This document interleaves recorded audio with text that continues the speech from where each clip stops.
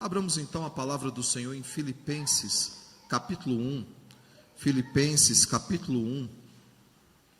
Nós veremos do versículo 1 ao versículo de número 11. Filipenses, capítulo 1, do versículo 1 ao versículo de número 11. Mesmo assentados, irmãos, mas com toda a reverência, acompanhemos atentamente a leitura dessa porção da palavra do Senhor. Filipenses capítulo 1, de 1 a 11, diz assim a palavra do Senhor: Paulo e Timóteo, servos de Cristo Jesus, a todos os santos em Cristo Jesus, inclusive bispos e diáconos que vivem em Filipos, graça e paz a vós outros da parte de Deus nosso Pai e do Senhor Jesus Cristo. Dou graças ao meu Deus por tudo que recordo de vós, fazendo sempre com alegria súplicas por todos vós em todas as minhas orações, pela vossa cooperação no Evangelho desde o primeiro dia até agora. Estou plenamente certo de que aquele que começou boa obra em vós há de completá-la até o dia de Cristo Jesus. Aliás, é justo que eu assim pense de todos vós, porque vos trago no coração, seja nas minhas algemas, seja na defesa e na confirmação do Evangelho, pois todos sois participantes da graça comigo.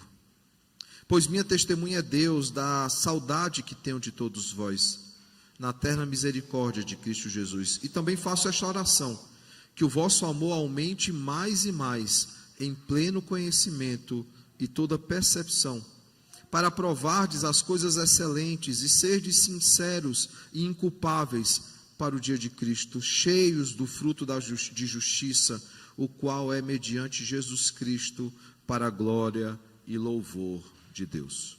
Oremos mais uma vez, irmãos. Pai, nos colocamos, Senhor, diante de Ti, diante da Tua palavra, totalmente submissos àquilo que o Senhor irá nos ensinar. Que o Espírito Santo, o Divino Mestre, aclare as nossas mentes, traga entendimento, Pai, sobre a Tua palavra, e que Cristo, profeta da igreja, seja Ele, Pai, a nos admoestar, nos exortar e nos consolar. Seja Ele, Pai, a nos santificar, nos preparar para o dia glorioso, quando Ele nos apresentará, Senhor, diante de Ti, Senhor, perfeitamente santos, completamente santos, Pai. Que possamos crescer cada vez mais na Tua palavra e que possamos nos parecer mais e mais com Cristo, que não é apenas o autor e consumador da nossa fé, mas Ele é o modelo, Pai, que devemos seguir. Ele é o referencial de como devemos viver. Essa é a nossa oração, em nome de Jesus. Amém. Irmãos, hoje, como dito, nós iniciamos então uma nova série, olhando para a chamada Carta da Alegria, e hoje nós iremos meditar no tema os desafios da vida cristã, porque de fato, a vida cristã ela tem muitos desafios. A caminhada é longa, a jornada é grande, e ao passarmos por esse mundo como peregrinos que somos, que caminham para a terra que o Senhor nos prometeu, assim como o povo que saiu do Egito, nós lidamos com dificuldades nessa jornada pelo deserto. E a carta aos Filipenses é justamente um ensino a respeito disso, de peregrinos, de forasteiros que caminham para a terra que o Senhor prometeu e que passam por desafios e dificuldades. E Paulo, então, ele escreve aos Filipenses a respeito disso. Claro, veremos que o pano de fundo é a sua prisão. Paulo está novamente preso. E por que eu digo novamente preso? Porque se lembrarmos bem, em Atos 16, nós vemos que ele ficou preso em Filipos. Então, o tema prisão não é um tema novo.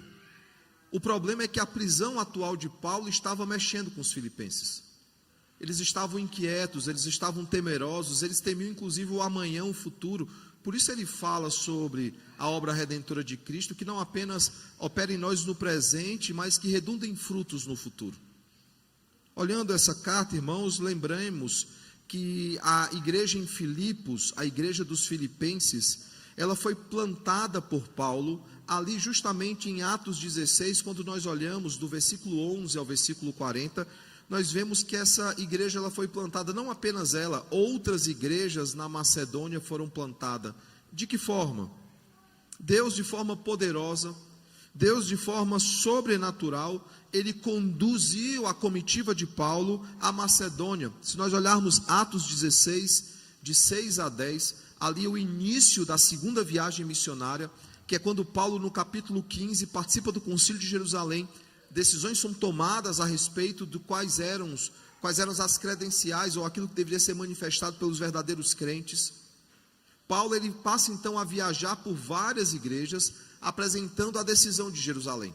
E pessoas e mais pessoas eram pacificadas com aquela decisão, e muitas outras que ainda não conheciam o Evangelho, eram transformadas pelo Evangelho. Desse ímpeto então de entregar as cartas, ou a decisão de Jerusalém em vários locais, ele faz plano de ir em vários locais. E o texto claramente de Atos 16 diz que ele foi impedido pelo Senhor de ir àqueles locais. Abrindo um parênteses, é interessante, nós veremos que na abertura da carta, ele fala de Timóteo. É em Atos 16 que nós conhecemos Timóteo. É em Atos 16, no preâmbulo dessas viagens, ou do início da segunda viagem missionária, que Timóteo é nos apresentado por Lucas, ali no relato de Atos 16. Fechado então um parênteses, nós vemos que de forma poderosa, Deus dá uma visão para Paulo, dizendo: passa no nosso meio, vem até a Macedônia. E Paulo então, de forma obediente, ele obedece ao chamado do Senhor, e ele vai para a Macedônia, e dentro da Macedônia, nós temos pelo menos duas igrejas fortes que surgiram. Nós temos a igreja de Filipos, a igreja dos filipenses, e nós temos a igreja de Tessalônica, a igreja dos tessalonicenses, que, como já vimos, ela é o referencial, ela é o padrão das igrejas na Macedônia, onde fica Filipos e Tessalonicenses, e também da Acaia, onde ficava Corinto. Quando olhamos então para Atos 16, e nós já olhamos para esse texto em outro momento, nós vimos, irmãos, que Paulo, ele tem 3 ferramentas importantes, necessárias, para que o evangelho fosse anunciado, para que o reino avançasse, e para que houvesse então o fortalecimento da igreja. Quais eram essas 3 ferramentas? Permitam-me lembrar aos irmãos aquilo que Paulo fez enquanto esteve em Filipos. Ele pregou fielmente a palavra do Senhor, sem adereços, sem adicionar nada, ele apenas pregou a palavra de Cristo. Depois ele fugiu de métodos que não eram bíblicos, ele fugiu de métodos antibíblicos. Ele inclusive combate uma jovem possessa que achava que poderia ser a arauta do evangelho. Mesmo endemoniada, ela dizia: ouvi esses homens, porque eles vêm da parte do Senhor. É interessante que o mesmo Paulo, nós olhamos para isso lá atrás, o mesmo Paulo que diz: não importa quem pregue, o importante é que se prega a palavra do Senhor, ele se sente ofendido daquela que é a arauta, a anunciadora dos anunciadores, fosse uma jovem possessa. E o texto diz que ele perde então a paciência e ele tira o demônio. Aquela jovem possessa era uma jovem adivinhadora e gerava lucro aos seus senhores. Isso resulta na prisão de Paulo. E ao estar então preso, ao invés de reclamar do cárcere, o texto diz que ele orava ao Senhor, que ele cantava hinos de gratidão ao Senhor, e ele dava testemunho na prisão. O resultado, irmãos, é que depois de um ato sobrenatural do Senhor, quando as celas então se abriram, o carcereiro chega, vê que as celas estão abertas, não vê ninguém dentro das celas, ele teme a própria vida, porque aquilo era uma sentença de morte, ele falhou no seu papel de guardar os presos. Quando ele ia atentar contra a própria vida, Paulo diz: não faça isso, estamos todos aqui. Nenhum preso fugiu. O que nos dá indício, irmãos, de que aqueles presos foram transformados pelo testemunho de Paulo. E não apenas isso, o carcereiro então é também transformado por aquele momento. E não apenas ele, mas toda a sua casa é alcançada pelo evangelho e é batizada no Senhor. Esse é o contexto, irmãos, da igreja, da plantação da igreja em Filipos. Esse foi o método usado por Paulo. E assim nós vimos então Filipos sendo transformada. Nós vimos mulheres que foram convertidas ao Senhor. Nós vimos uma cidade que foi alcançada pelo evangelho.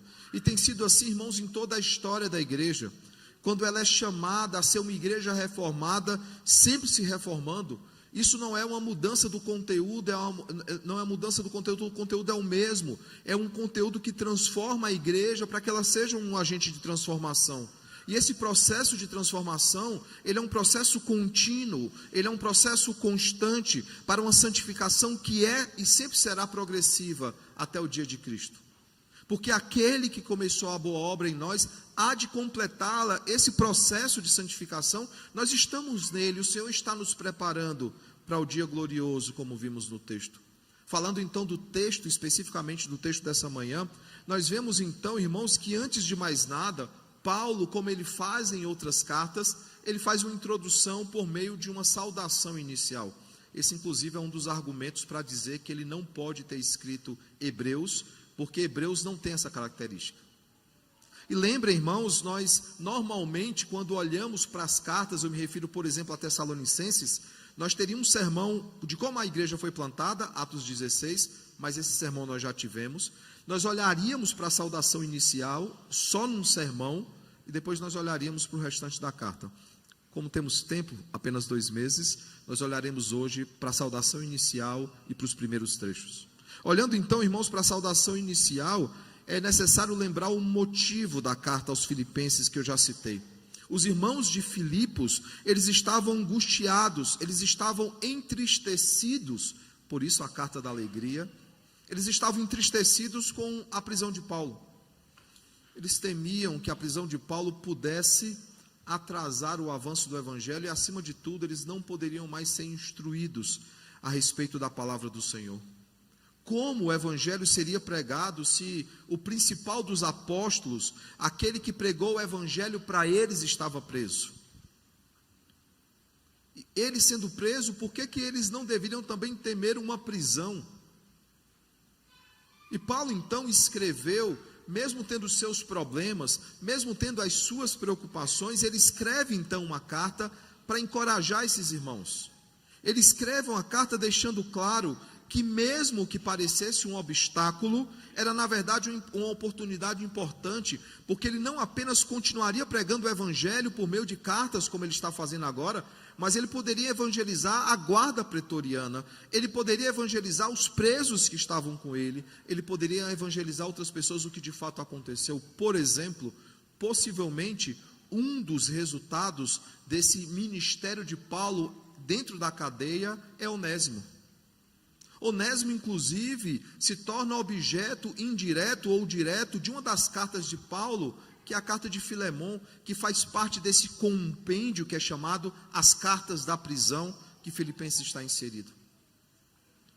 O fato, irmãos, é que a sua prisão, ela tinha um propósito eterno. Isso já havia acontecido, porque quando ele esteve preso em Filipos, foi quando o evangelho chegou àqueles cárceres e ao carcereiro.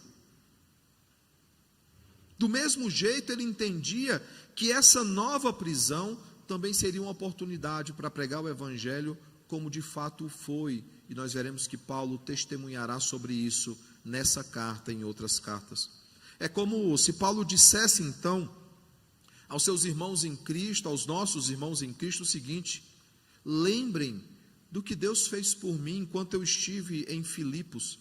Enquanto eu estive preso no meio de vocês, o evangelho não ficou acorrentado, o evangelho não ficou encarcerado, pelo contrário, lembrem da família do carcereiro, dos presos que estavam comigo, de como eles foram alcançados pelo evangelho, e tantos outros que foram alcançados por causa da minha prisão, porque nós não temos dimensão, sabemos da família do carcereiro, mas nós não sabemos da família dos presos, e dos amigos dos presos, daqueles que podem ter sido alcançados por causa do evangelho de Paulo. E o que é que aconteceu, irmãos, neste momento especificamente? O que é que está acontecendo aqui? Nós veremos nessa carta e em outras cartas da prisão, que a guarda pretoriana estavam sendo alcançados pelo evangelho. Os presos que estavam ouvindo a respeito de Cristo, por causa de Paulo, estavam sendo alcançados. A igreja de Filipos, outras cidades estavam sendo alcançadas porque se falava daquele que era o prisioneiro. Era interessante, irmãos, Paulo, mesmo sendo julgado, a palavra era pregada. Por exemplo, o que é que acontece num tribunal? Temos juristas aqui. O que é que acontece num tribunal quando alguém está sendo acusado de algo? São apresentadas as acusações.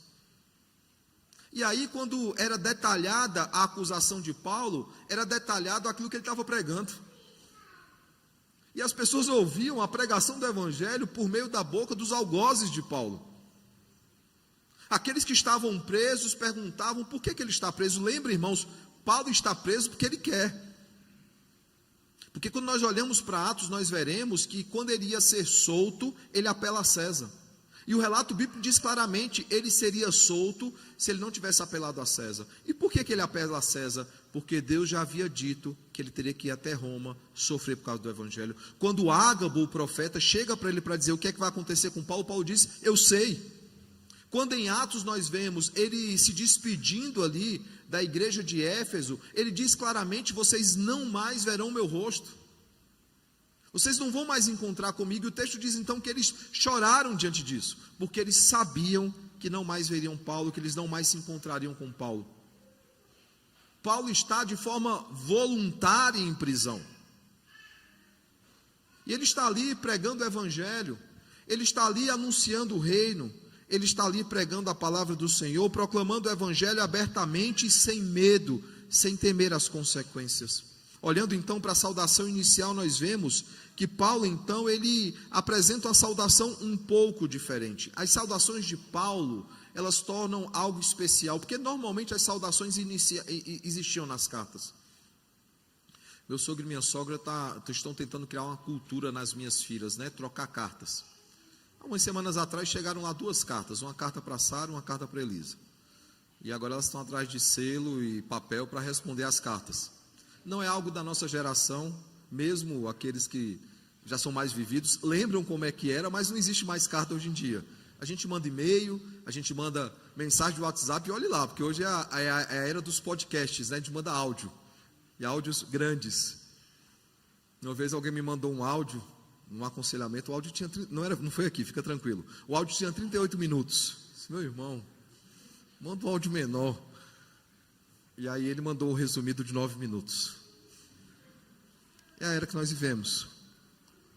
Na era de Paulo, nos dias de Paulo, era comum escrever cartas. As cartas tinham uma saudação inicial. Ela tinha o remetente, ela tinha um destinatário e ela tinha uma palavra inicial. Assim eram as cartas também quando nós escrevíamos. Nós, no primeiro parágrafo, fazíamos um resumo. Quem faz redação, dissertação, o primeiro parágrafo normalmente é um resumo das ideias que se vai desenvolver durante o texto. Eram assim as saudações. Paulo, ele tem, a diferença das saudações iniciais é que ele já traz uma questão teológica nas suas saudações. E nós temos então uma saudação diferente, porque Paulo, ele inclui Timóteo na sua saudação. E é oportuno que isso aconteça, porque Timóteo está intimamente ligado a essa igreja. Lembre, irmãos, Atos 16 é a inclusão de Timóteo na delegação de Paulo na segunda viagem missionária. Por quê? Porque Barnabé já não está. No final do capítulo 15, Barnabé sai da comitiva de Paulo, da primeira viagem missionária, e na segunda viagem missionária é nos apresentado um jovem piedoso chamado Timóteo, que tinha uma mãe judia, crente, uma avó judia e crente, e um pai que não era judeu. Por isso ele não havia sido circuncidado, e veremos que Paulo tem que resolver esse problema. Timóteo é aqui então incluído, irmãos. E veja que ele fala servos de Cristo. Algumas cartas Paulo precisa apresentar sua autoridade apostólica. Aqui não é necessário, por quê? Porque é uma igreja querida de Paulo, amada por Paulo e que amava Paulo. Isso fica muito claro nas primeiras palavras dessa carta, quando ele fala que ama profundamente essa igreja, que sente saudade dela. A intimidade que Paulo tem com essa igreja, que Timóteo tem com essa igreja, dispensa muitas apresentações ou muitas credenciais. É Paulo e Timóteo, servos de Cristo. E veja que é endereçada a todos os santos em Cristo. Esse é o público-alvo. E tem uma questão aqui interessante, irmãos. Ele chama os filipenses de irmãos. Há um vínculo fraterno entre eles, um vínculo amoroso entre eles. Ele ama esses irmãos. E esses irmãos são amados por ele. E continua, ele fala, inclusive, bispos e diáconos que vivem em Filipos. Sabe o que é interessante, irmão? Se nós pegarmos as datações, a segunda viagem missionária, ela acontece ali por volta da metade da década de 50 do primeiro século. Peguemos aí 55, 56 mais ou menos. Essa carta ela é escrita já na década de 60, talvez entre 60 e 62 depois de Cristo. Por que isso é importante, irmãos? Porque ele está escrevendo para uma igreja que é nova, uma igreja que é recém-plantada, Uma igreja que existe há pouco tempo, mas ela já tem bispos ou presbíteros e diáconos. É uma igreja já organizada. Num contexto nosso de igreja, nós sabemos que a igreja às vezes demora um pouco para ser organizada. Infelizmente, há congregações que têm 15 anos de vida, 18 anos de vida, porque não há liderança capaz. Filipos tem liderança capaz. E lembre, irmãos, o primeiro público-alvo dessa igreja são mulheres que oravam ali no Rio, que estavam ali e são alcançadas pelo Evangelho. Mas nós vemos que homens também foram alcançados e preparados e assumiram então liderança na igreja. Eles fazem parte desse grupo dos santos, presbíteros e diáconos que estavam à frente dessa igreja liderando. Ou seja, irmãos, era uma igreja, nós temos diante de nós uma igreja que é atuante. Nós temos uma igreja que é santa, nós temos uma igreja que tem sua programação, que tinha os seus cultos aos domingos, uma igreja que se reunia durante a semana, como vemos em Atos 2, eles iam de casa em casa, repartindo aquilo que eles tinham, comendo juntos, tendo tudo em comum. Essa igreja era uma igreja organizada, que tinha uma liderança instituída. E vejam como essa igreja, irmãos, ela se iniciou e como é que ela está agora. Vocês conseguem perceber como essa igreja ela é forte, como essa igreja ela é uma igreja madura. Mas mesmo assim, essa igreja ela tem dúvidas. Mesmo assim, essa igreja está angustiada. Mesmo assim, essa igreja está preocupada. Ela se preocupa com as coisas que podem acontecer por causa da prisão de Paulo. Paulo então deseja, irmãos, alegrar esses irmãos. Ele deseja trazer palavras de encorajamento. Ele deseja, irmãos, chamá-los a continuar na perseverança do Evangelho, mesmo diante das algemas, mesmo diante da prisão, mesmo diante das dificuldades que se levantavam. E como é que eles deveriam fazer isso, irmãos? Bem, do versículo 3, ele termina o verso 2 dizendo: graça e paz a vós outros, da parte de Deus nosso Pai, de nosso Senhor Jesus Cristo. E aqui é a saudação do Novo Testamento, né? A saudação do Antigo Testamento era a paz do Senhor, o Shalom. Era assim que os judeus eles se cumprimentavam. Já no Novo Testamento, a saudação da igreja é graça e paz, que era uma junção entre o mundo gentílico e o mundo judeu. Mas mais do que isso, era um lembrete que é a graça que nos conduz à paz com Deus. É o sacrifício gracioso de Cristo que nos leva a estar em paz com o Senhor. E aí do verso 3 ao verso de número 11, irmãos, então, ele traz algumas questões importantes para a vida da igreja, relacionada não apenas aos filipenses, que Paulo orava constantemente por eles, mas relacionado, irmãos, a todos nós. Ele deseja algumas coisas para a igreja do Senhor, e é óbvio, irmãos, que esse desejo, ele não se resume, ele não se restringe à igreja de Filipos, ele serve para toda a igreja do Senhor, espalhada por toda a face da terra, em todas as épocas, em todos os lugares, em todos os tempos. A pergunta é: o que é que Paulo ele deseja então à igreja de Cristo, à igreja do Senhor? A primeira coisa, irmãos, ele deseja que essa igreja tenha contentamento em Deus.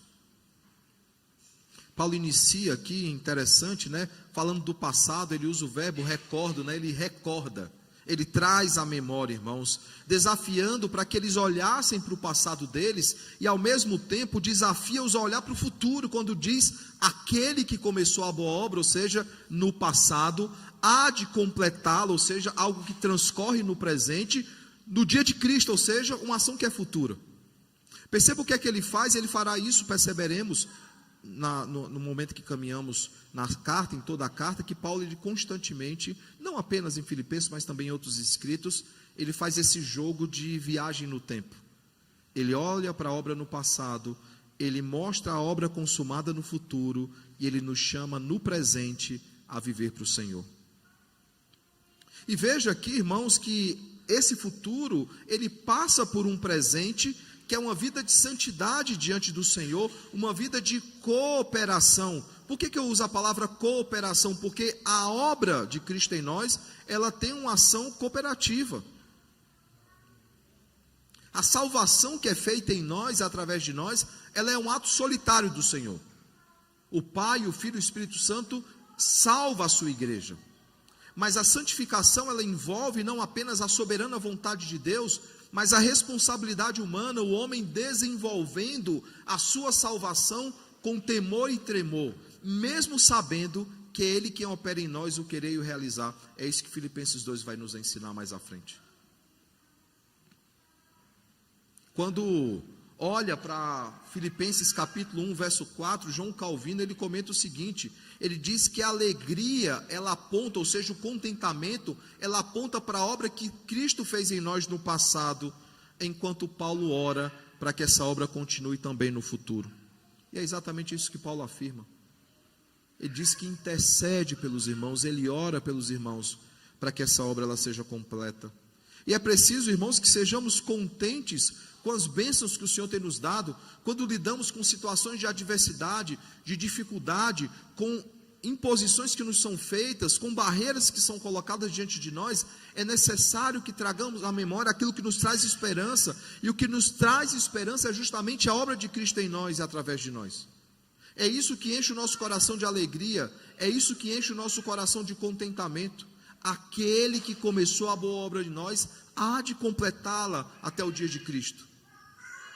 Quando temos dúvidas da nossa fé, quando temos dúvidas na nossa caminhada, nós precisamos sussurrar aos nossos próprios ouvidos, ou orar dentro dos nossos corações, aquele que começou a boa obra, há de completá-la até o dia de Cristo. Isso deve encher, irmãos, os nossos corações de alegria, isso deve trazer aos nossos lábios um sorriso de contentamento. Nós não estamos aqui soltos, Deus não está alheio ao seu povo, não, Ele cuida do seu povo. E Paulo, ele está contente com a fé dos filipenses, e ele chama também que eles tenham o mesmo sentimento.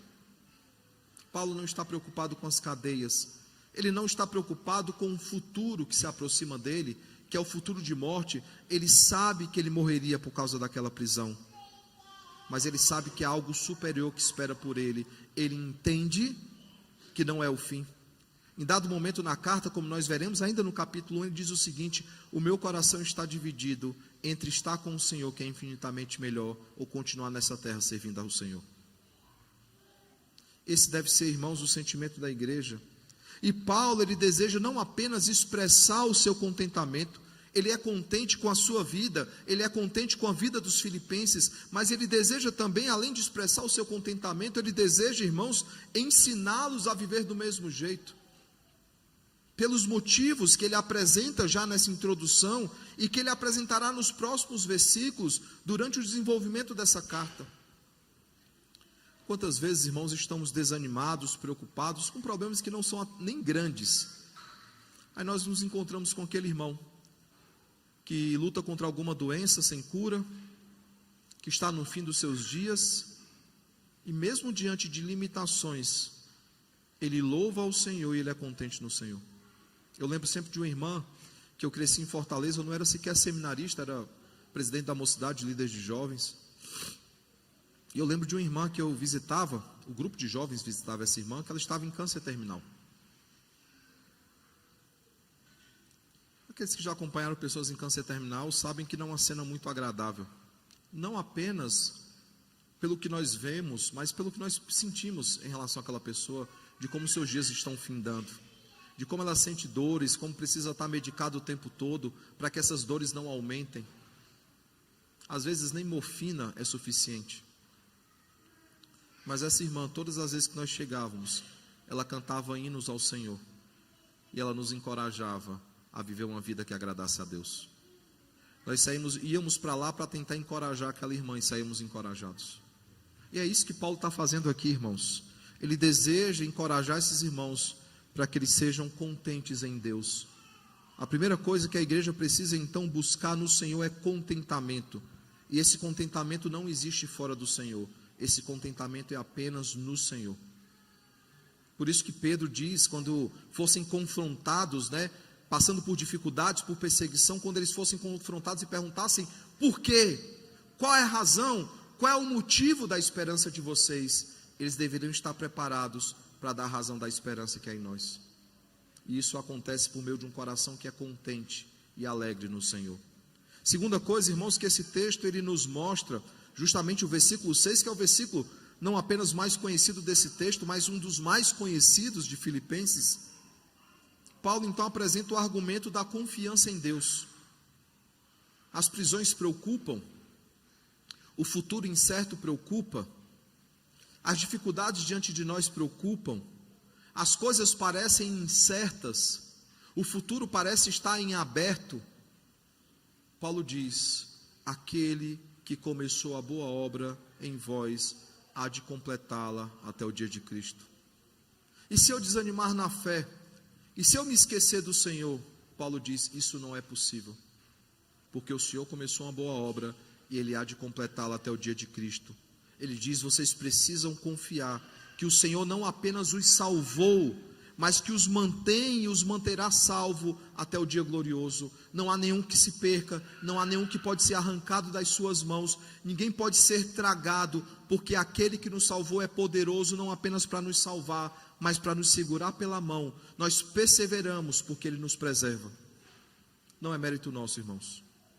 Lembrem, aqueles que têm caminhado, em Mateus, e hoje nós olharemos ali para a negação de Pedro, Pedro negando o Senhor. Aqueles discípulos, mesmo sendo desobedientes, mesmo sendo vacilantes, eles permanecem salvos, não por eles mesmos, eles permanecem salvos, porque aquele que prometeu é fiel para cumprir. Por isso, irmãos, nós precisamos, diante das dificuldades, não apenas sermos contentes, mas confiantes no Senhor. Se Deus em favor deles para salvá-los, irmãos, se agiu em favor deles para salvá-los, Ele também age através deles para manifestar essa salvação. Essa salvação é conhecida, essa salvação é testemunhada, por isso é preciso confiar e descansar totalmente no Senhor e no seu agir. Nós tivemos um programa no Bússola, agora sexta-feira, aqueles que não assistiram, eu aconselho que assistam, todos, claro, mas esse foi especial, falamos de 2026, e ao falarmos disso, eu lembrei as palavras do meu primeiro pastor. Meu primeiro pastor, ele ainda é vivo, acredito, nunca mais, não tive notícia diferente disso. Pastor ali da igreja presbiteriana de Fortaleza, pastor emérito, foi pastor 39 anos de uma mesma igreja, algo muito raro nos nossos dias. Foi o pastor da minha infância, do começo da minha adolescência, reverendo Antoniel Martins. Tive a oportunidade, anos atrás, de voltar a pregar na minha primeira igreja, e ele estava comigo lá no púlpito, me apresentando e orando por mim. Dei muito trabalho para aquele pastor. E ele tinha, quando lidávamos com situações inexplicáveis, ele tinha perguntas inquietadoras, Perguntas são sábias, algumas, claro. Perguntas esclarecem, perguntas nos fazem refletir. Quando estávamos diante de problemas, ele dizia: a nossa reação sempre é fazer a pergunta errada. Quando as coisas não dão certo, nós perguntamos por quê. E ele diz que a pergunta correta é: para quê? O que é que o Senhor deseja me ensinar nessa situação? Qual é o propósito por trás? Senhor, eu não entendo porque isso está acontecendo, mas o Senhor tem um propósito eterno. O Senhor tem um propósito glorioso e proveitoso, glorioso para Deus e proveitoso para nós, porque todas as coisas cooperam, boas e ruins, para o bem daqueles que amam o Senhor. E ele olha, então ele diz: é preciso confiar que o Senhor está no controle, Ele está agindo, Ele está operando. Mais uma vez, irmãos, a perseverança dos santos, um dos pilares daquilo que nós cremos como doutrina da salvação, ou seja, uma vez salvo, salvo para sempre, ela se fundamenta não na nossa capacidade, ela se fundamenta na fidelidade do Senhor, na sua obra em nós e através de nós e por nós na cruz do Calvário. Essa perseverança, irmãos, que é iniciada quando Ele começa a boa obra em nós e é completada, irmãos, no dia de Cristo, quando Ele nos preserva para que perseveremos. Não somos nós que seguramos a mão do Senhor, Ele segura a nossa mão, e Ele segura fortemente. Ninguém pode nos tragar das suas mãos, nem passado, nem presente, nem futuro, nem coisas do porvir, como o texto de Romanos vai dizer, nem a altura, nem profundidade, nem angústia, nada pode nos separar do amor de Cristo, ninguém pode nos condenar, porque é Ele quem nos declara justos. Aquele que está em Cristo não tem condenação, é isso que abre o capítulo 8 de Romanos. E nós precisamos, irmãos, confiar nessa verdade. Nenhum se perderá das mãos do Senhor, porque aquele que nos segura é poderoso para não nos soltar. É isso que Cristo diz em João 6. Ninguém pode arrebatá-los das minhas mãos. Terceiro, não é apenas um chamado ao contentamento em Deus, não é somente um chamado da confiança em Deus, mas é um chamado para o crescimento em Deus. E aí, irmãos, do verso 7 até o verso de número 11, Paulo dedicará o seu tempo a falar sobre crescimento. Uma vida cristã é uma vida de constante crescimento e de constante transformação. Uma igreja que é reformada, ela sempre será reformada pela palavra, porque ela está em santificação progressiva.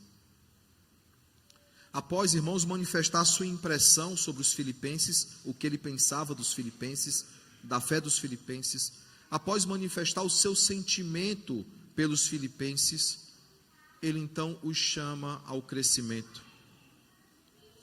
Alguém pode pensar, talvez os filipenses não fossem tão crentes assim, Paulo está chamando eles ao crescimento. Não é verdade, irmãos, não é um bom argumento. Claro que haviam pessoas lá mais maduras na fé e outras mais imaturas na fé. Por que eu estou dizendo que o argumento ele não é bom? Porque, por exemplo, ninguém duvida e ninguém discute que a igreja de Tessalônica é a igreja modelo daqueles dias. É a igreja que todos nós queríamos frequentar. Todos nós desejaríamos fazer parte daquela igreja. Por quê? Porque ela é uma igreja que tinha uma fé operosa, tinha um amor profundo, fraterno e uma esperança escatológica, ou seja, na volta de Cristo. E não é só por causa disso, porque Paulo diz que eles são modelo para os crentes na Macedônia e na Acaia. Mas ainda assim Paulo chama eles para o crescimento. Crescimento, irmãos, é uma ordem para todo crente. Nenhum crente é convertido e está pronto. Nós passamos por um processo de santificação. E essa transformação, irmãos, que o Evangelho faz em nós, essa santificação que é operada em nossas vidas, ela precisa ser manifestada, ela precisa ser visível, ela precisa ser pública. Não existem agentes secretos de Cristo. Todos devem saber que somos cristãos, e Paulo não se escondeu nas suas algemas. Ele foi preso por causa do Evangelho, e mesmo assim ele continua pregando o Evangelho na prisão. E Paulo diz então que é preciso crescer no amor, e é interessante essa expressão que ele vai usar, porque ele vai dizer o seguinte, verso 9: e também faço esta oração, que o vosso amor aumente mais e mais. E aí alguém pode achar que é amor por amor, né? Que é qualquer tipo de amor, de qualquer forma de amor. Não, irmãos, esse amor ele precisa crescer em pleno conhecimento e com toda a percepção, ou seja, com discernimento. O nosso amor ele é guiado, ele é regido, ou a forma como nós amamos, pela palavra de Deus. E Paulo então ele vai dizer isso, que eles deveriam crescer em amor. Esse amor deveria ser um amor bíblico, um amor que envolvia discernimento. E esse amor precisava ser distinto, distinguido entre todas as coisas. Para isso precisamos viver uma vida que é sincera, uma vida de consciência limpa, irmãos, sendo então preparado pelo Senhor para o dia glorioso. Verso 10 ele vai inclusive dizer que nós precisamos ser cheios do fruto de justiça. É interessante isso, né, irmãos? É sempre no singular. Paulo é um que nos ensina essa lição, né? As obras da carne no plural, mas o fruto de justiça, o fruto do Espírito, sempre no singular. Por quê? Porque eu não vou escolher se eu quero mansidão, eu não vou escolher se eu quero domínio próprio, eu não vou escolher um aspecto, todos eles estão no pacote. Pastor, eu não tenho tanto domínio próprio assim. Ore ao Senhor e peça que Ele desenvolva no seu coração domínio próprio. Pastor, eu não tenho tanta longanimidade, assim, eu não sou muito paciente, o meu ânimo não é muito longo, eu perco a paciência facilmente. Ore e peça ao Senhor: Senhor, desenvolva no meu coração fruto de justiça, desenvolva no meu coração o fruto do Espírito, todas as suas facetas, todos os seus aspectos. E não se preocupe, irmãos, todos nós estamos em crescimento. Alguns aqui têm qualidades espirituais que outros ainda não têm. E eu não vou falar de dons, porque alguns têm uns dons e outros têm outros dons, e no meio dessa multiplicidade de dons nós nos completamos. Mas o fruto do Espírito todos devem buscar, e ele tem muitos aspectos dentro dele. Alguns têm uns, outros têm outros, mas a gente vai um ajudando o outro para que desenvolvamos todos juntos. Precisamos ser cheios, irmãos, do fruto da justiça, que é uma consequência da justiça que foi operada em nós por meio de Cristo. A declaração de justiça que recaiu sobre nós, não há condenação.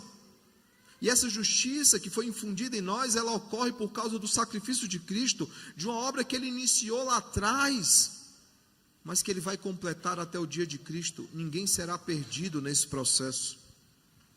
Mas é preciso lembrar, irmãos, que aqueles que foram verdadeiramente convertidos pelo Senhor, aqueles que tiveram verdadeiramente a obra iniciada nas suas vidas, que será completada no futuro, esses que têm a boa obra começada em nós, precisa manifestar frutos dignos do Senhor. E que frutos são esses? Um crescimento diário, um crescimento constante que só se encerra na glorificação. Nós só baixamos a guarda quando o Senhor está diante de nós no dia glorioso, ou quando Ele nos recolhe para si. Enquanto aqui estamos, irmãos, nós crescemos e crescemos. Um pregador puritano chamado Dallimore, ele foi questionado uma vez por que os puritanos eles não faziam apelo, Por que nas igrejas, hoje é de fato apelativo, O apelo, como ele é conhecido hoje, não é aquilo que era feito antes, a confrontação de pecados, arrependam-se porque o fim está próximo. É algo que infelizmente foi criado por um presbiteriano. Esse presbiteriano, ele mentiu nos seus votos de ordenação. Foi perguntado se ele cria na doutrina reformada, se ele subscrevia os símbolos de fé de Westminster, e ele falou: subscrevo. E depois chamado Finney, Charles Finney, e depois ele sai daquela reunião e ele pergunta: o que é símbolos de fé de Westminster? Ele nunca tinha ouvido falar naquilo. E ele vai ler os documentos e fala: de forma alguma eu creio assim, porque ele era um cara arminiano. Então ele cunha a expressão, a confissão de fé é o papa de papel da igreja presbiteriana. Esse homem criou o apelo, que é de fato o que a palavra diz, um apelo. Então esse pastor puritano, então perguntado, como é que então, se não havia apelo, como é que ele sabia que as pessoas se convertiam? Como é que reconheciam que as pessoas estavam sendo alcançadas pelo Evangelho? E a resposta dele foi o seguinte, muito simples: eles continuavam indo para a igreja e as suas vidas eram constantemente transformadas. Esse era o diferencial e o distintivo de que ele havia sido salvo pelo Senhor e transformado pelo Senhor. Eu lembro de uma das minhas primeiras experiências em relação a isso. Eu terminava um sermão lá em Mossoró, e eu não fiz apelo nem nada, e acabado o culto, um irmão procurou e falou assim: pastor, eu entendi o Evangelho, eu queria conhecer mais desse Cristo. Se o Senhor quer transformar, irmãos, Ele transforma. E após a transformação, irmãos, essa transformação sempre vai ser acompanhada por frutos, sempre vai ser manifestado, irmãos, por frutos dignos de arrependimento. Não adianta nada, irmãos, se um dia você levantou a mão num acampamento ou na sua igreja. Não adianta nada se você passou sua vida toda na igreja, se você foi batizado na igreja. Não adianta nada se você fez parte de liderança da igreja, se você ocupou papéis na igreja, você participou das programações. Se a sua vida, irmãos, continuar a mesma, se nada mudou, não adianta nada. Se você ama, deseja e pratica as mesmas coisas que você amava, desejava e praticava quando você ainda não era crente, você é um mero religioso. Porque não adianta apenas frequentar a igreja, nós temos que ter as nossas vidas constantemente transformadas pelo Senhor. Algo que era muito comum, tivemos um momento nostálgico de falar de cartas, alguns devem ter procurado no Google do que é que eu estou falando, mas outro momento nostálgico, aqueles mais antigos vão lembrar, de vizinhos, de colegas que você conhecia, que era uma pessoa assim, uma alma cebosa, e que de uma hora para outra ele mudava completamente. Não era incomum, no bairro que eu cresci, vermos aquele irmão que constantemente estava nos bares, bebendo, causando confusão, ele passar um dia no domingo de manhã todo cheiroso, arrumado, com a sua melhor roupa, com a Bíblia debaixo do braço, e alguém apontar e dizer: entrou para a lei dos crentes. Porque o Evangelho traz transformação, irmãos, senão é uma mera religiosidade. Vida com Deus é vida de constante transformação. Vida de contentamento, vida de confiança, vida de mudança, essa é a vida que se espera do crente. Então eu pergunto, que aplicações nós podemos tirar do texto de hoje para concluirmos?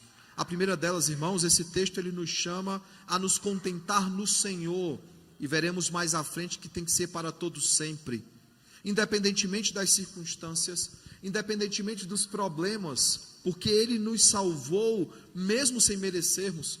Às vezes nós queremos questionar o Senhor, dizendo que Ele não nos dá o que nós merecemos, porque a gente não tem algumas coisas que a gente quer e a gente não consegue. Graças a Deus Ele não nos dá o que nós merecemos, irmãos.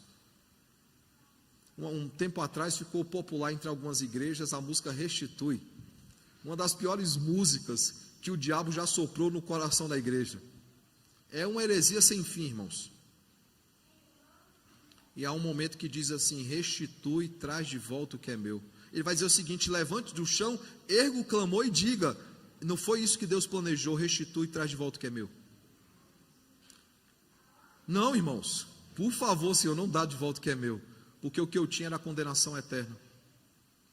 Mesmo sem merecermos, irmãos, Ele nos salvou, e isso é motivo de contentamento e de alegria eterna. Segunda coisa, irmãos, o texto nos chama a confiar totalmente nele, a confiar no Senhor, porque Ele é totalmente fiel, apesar da nossa infidelidade, apesar dos nossos erros, das nossas insistências pecaminosas, Ele permanece fiel. Apesar da nossa infidelidade, irmãos, Ele nos salvou e Ele nos mantém salvos. Ninguém pode nos arrancar das suas mãos. A negação de Pedro não arrancou Pedro das mãos do Senhor. O abandono dos discípulos não arrancou os discípulos das mãos do Senhor. A traição de Judas, ele só não está na mão do Senhor porque ele nunca esteve. Judas é chamado de filho da perdição. Ele nunca foi um salvo no Senhor. Aqueles que são do Senhor, ninguém pode arrancá-los das suas mãos, e precisamos confiar nele. Terceiro, irmãos, o texto nos chama a crescer nele e para ele, nos parecendo cada vez mais com Cristo, sendo seus imitadores e manifestando frutos dignos do Senhor. João vai dizer que nós devemos andar como Cristo andou, nós devemos falar como Cristo falou, nós devemos nos portar como Cristo se portou, nós devemos perdoar como Ele perdoou, nós devemos nos relacionar com o Pai e com os nossos irmãos, assim como Ele se relacionou. E esses, irmãos, são os desafios da vida cristã. A pergunta que eu faço é: quem topa o desafio? Porque a palavra do Senhor nos chama a viver dessa forma. Quem topa viver assim, irmãos? A minha oração e o meu desejo sincero é que o Senhor Ele nos ensine a ter um contentamento e termos confiança na pessoa e na obra de Cristo. Que Ele nos ajude, irmãos, a termos um crescimento bíblico, um crescimento que dá testemunho a respeito daquilo que Ele fez em nós. E Ele nos ajude, irmãos, a manifestar um testemunho bíblico. Ele nos ajude a manifestar um testemunho verdadeiro, porque nós estamos aqui para sermos testemunhas de Cristo. Mais uma vez, se a vontade do Senhor fosse apenas nos salvar, Ele nos salvaria e Ele nos recolheria à sua augusta e gloriosa presença, mas não, o Senhor nos mantém aqui para nos usar como instrumentos nas suas mãos, como instrumentos poderosos nas suas mãos.